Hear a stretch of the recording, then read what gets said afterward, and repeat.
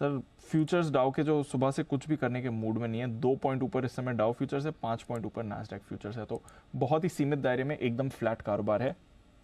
Asia में आज अच्छा कारोबार था सर। जापान 1% ऊपर था, हांगकांग 1.25% ऊपर था, बाकी एशिया के मार्केट्स भी आपको आधे परसेंट तक ऊपर दिखे हैं। तो एशिया आज मजबूत रहा है। यूरोप थोड़ा मिला जुला ट्रेड कर रहा है, बट माइल्ड पॉजिटिव ही है, कुछ ज़्यादा खराबी नहीं है। कच्चा तेल स्टेबल है, रुपया बस थोड़ा 15 पैसे कमज़ोर है, अदरवाइज बाकी ग्लोबल संकेत तो ठीक है, फ्लैट है, स्टेबल है। हमें क्या करना है सर? इंतज़ार इंतज़ार 3 बजे तक 18,325 का।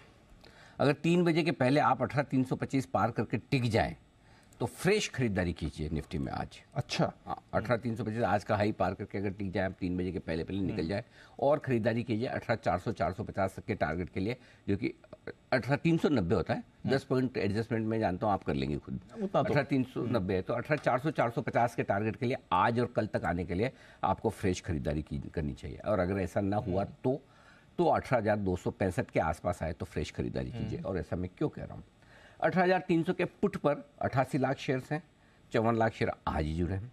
18,300 के call writers 1 crore 20 lakh share है, हाईएस्ट ओपन इंटरेस्ट है, जो हल्की फुल्की रुकावट का काम करे। तो कायदे से अगर मार्केट को रुकना अटकना है तो 18,300 325 को पार नहीं करना चाहिए, इसके नीचे क्लोज होना चाहिए आज। लेकिन अगर अच्छी खरीदारी, अब ये शॉर्ट कवरिंग से नहीं बढ़ेगा, बढ़ेगा तो फ्रेश खरीदारी से बढ़ेगा। और अगर अच्छी फ्रेश खरीदारी आ जाए 18,325 पार कर ले तो फिर फ्रेश और बढ़िया और नई तेजी करनी चाहिए, ये निफ्टी में संकेत आएगा।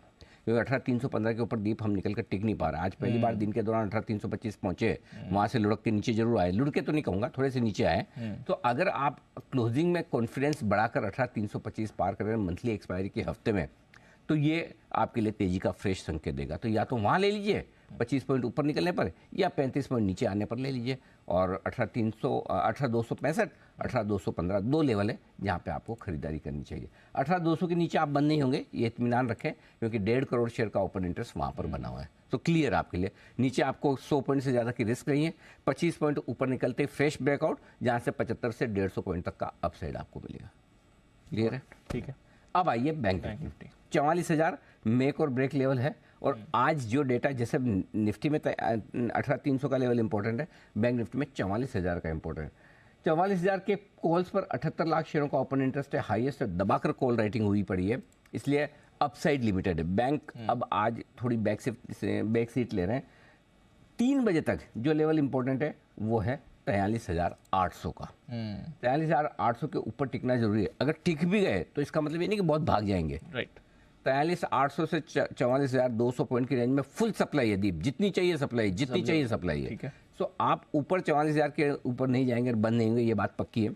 नीचे आपका जो सपोर्ट आएगा वो 43,500 से 43,600 की रेंज में आएगा। तो वहाँ पर आने पर आपको खरीदारी करनी है, 43,500 के आसपास खरीदारी करनी है, और 43,800 से 43,900 से 44,000 की रेंज में प्रॉफिट बुक करनी है। आज सुबह भी हमने एग्रेसिव ट्रेडर्स के लिए कहा था कि अगर आप बेचना चाहें, मेरी राय नहीं, लेकिन अगर आप बेचना चाहें तो 44,000 44,150 44,025 का हाई बनाया एग्रेसिव ट्रेडर्स के लिए।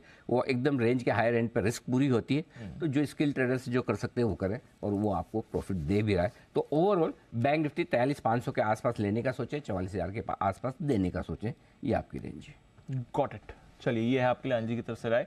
और अगर 315 325 के ऊपर जा रहे हैं तो फिर फ्रेश खरीदारी।